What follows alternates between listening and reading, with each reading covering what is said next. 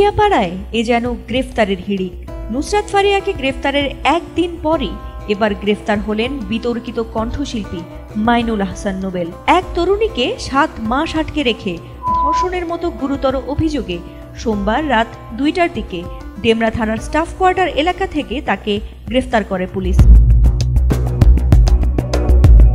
মামলা সূত্রে জানা যায় 2018 সালে সামাজিক যোগাযোগ মাধ্যমে নোবেলের সঙ্গে পরিচয় হয় ইডেন মহিলা কলেজের এক ছাত্রীর। গত বছরের 12 নভেম্বর ওই তরুণীর সঙ্গে রাজধানীর মোহাম্মদপুরে গিয়ে দেখা করেন তিনি। তারপর নোবেল তার ডেমরার বাসায় স্টুডিও দেখানোর কথা বলে নিয়ে তাকে নিজের বাসায় আরও 2-3 জনের সহযোগিতায় আটকে রাখেন।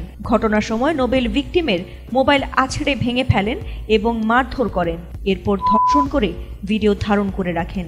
ভিডিও সামাজিক যোগাযোগ মাধ্যমে ছড়িয়ে দেওয়ার হুমকি দিয়ে 19 মে সোমবার পর্যন্ত ভুক্তভোগীকে নোবেলের বাসায় আটকে রাখেন। এদিকে সামাজিক যোগাযোগ মাধ্যমে ওই তরুণীকে নোবেলের মারধরের একটি ভিডিও ভাইরাল হয়, যার মাধ্যমে ভুক্তভোগীর পরিবার তাকে চিনতে পেরে জাতীয় জরুরি সেবা 999-এ কল করে। পরে সোমবার রাত 9:30টায় ডেমরা থানা পুলিশ ভিকটিমকে উদ্ধার করে।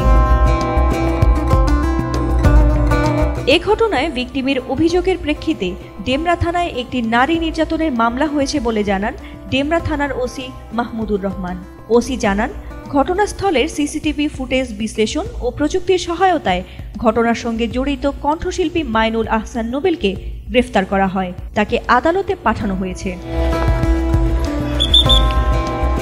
তবে এবারই প্রথম নয়, এর আগেও নোবেলকে গ্রেফতার করেছিল পুলিশ। 2023 সালে একটি অনুষ্ঠানে যাওয়ার কথা বলে টাকা নিয়েছিলেন নোবেল, কিন্তু পরে তিনি আর সেই অনুষ্ঠানে উপস্থিত হননি। এই ঘটনায় প্রতারণার মামলায় তাকে গ্রেফতার করা হয়েছিল।